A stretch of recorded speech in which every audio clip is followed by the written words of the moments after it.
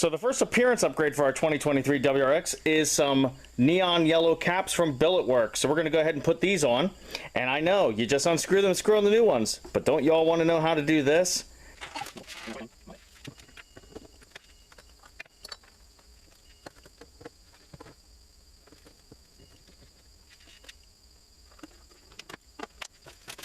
Okay, so starting off, you're going to notice two holes in here. The top motor is going to be for all your EJ motors. That's going to be WRX up to 2014 and your STIs.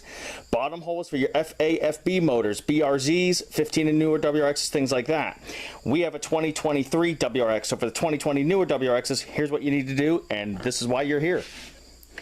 So the dipstick on our 2023 WRX is all one solid piece. So what we need to do is cut the yellow handle off of the dipstick. How we're going to do that is you can either use an angle grinder or a Dremel tool, and we're going to cut a line right up the side of the metal dipstick through the plastic here.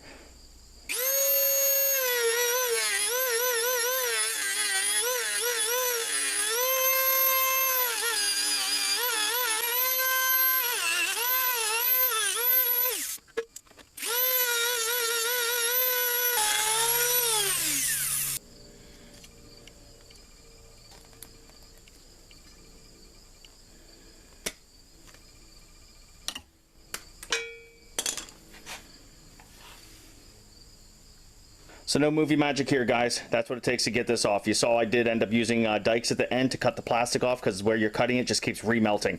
But now on our 2022 and newer WRX, this hole is already here. On some models, I believe the EJ motor, you'll have to drill this hole out. But so go ahead and fit that onto your new dipstick. Line up the hole, and in the package with this handle was a roll pin and an O-ring. Just go ahead and insert your roll pin through there and put your O-ring on.